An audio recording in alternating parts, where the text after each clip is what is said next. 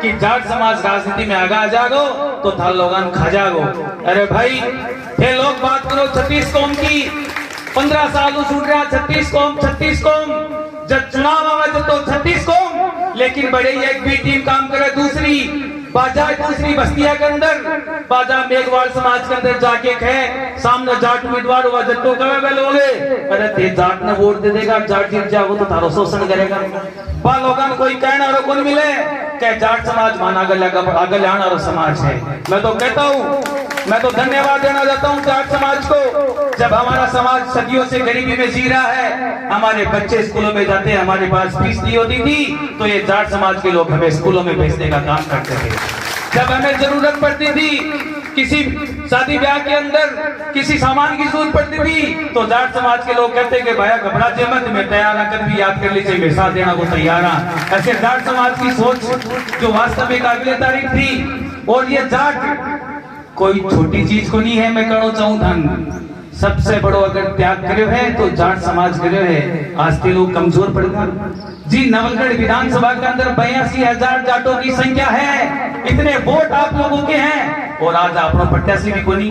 क्यों बड़ी दुर्गति और क्यों होगी? राजेश जी मेरी बात ना दरवाई करके मैं दिल की बात कर रहा हूँ।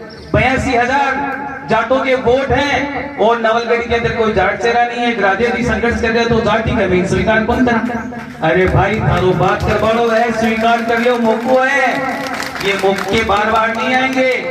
कना तो अपा कांग्रेस ने लाने का चक्कर में अपना सल्टा दियो, कना बीजेपी लाने का चक्कर में अपना सल्टा दियो, सल्टगा दोनों थे भी सल्टगा नहीं भी सल्टगा। और बजाओ ताली दूसरा के लिए, क्योंकि जब तक दूसरे को आगे लाने का प्रयास करोगे, दूसरे नेताओं के पास अपने नंबर बनाने का प्रयास करोगे, जितनी चापलूसी करोगे आप अपने समाज को उतना ही पीछा ले जाओगे। आगे लाने का काम नहीं कर रहे आप लोग। मैं तो आप लोगों से कहना चाहता हूँ, अगर भाई भाई लड़ने के गिड़गोभी को वापिस राजी भी हो जाए, एक परिणाम दो बढ़िया नहीं गिड़गोगरी आपस की गाढ़ भूल के वापिस एक मंच पर जब दो भाई आ जाए और गांव के अंदर आके आपकी ताकत दिखा के सरकार बना ले जाए के बिगड़ जाए।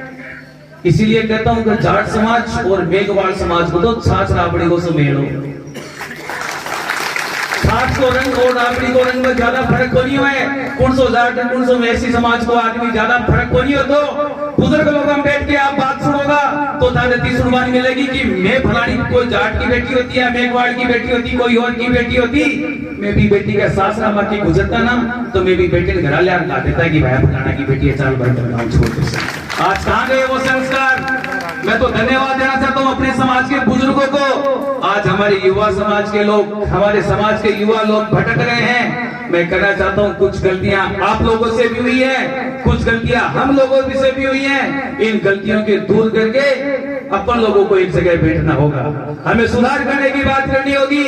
पहले लोग चुनाव के अंदर आया है कि अपन एक दूसरा को अलग कर देगा, लेकिन पर लोगों थे जवाब दे कि भाई थे तो ये अलग करो, मैं एक साथ रह के एक मंच में बैठ के मारा एक व्यक्ति आगे लेके आवागा, चाहे वो जाट हो, चाहे मेघवाल हो, चाहे सैनी हो, चाहे ओबीसी समाज का कोई भी व्यक्ति हो। हमें जाति से कोई मतलब नहीं है, जो हमारी बात करेगा वो हमारा व्यक्ति है।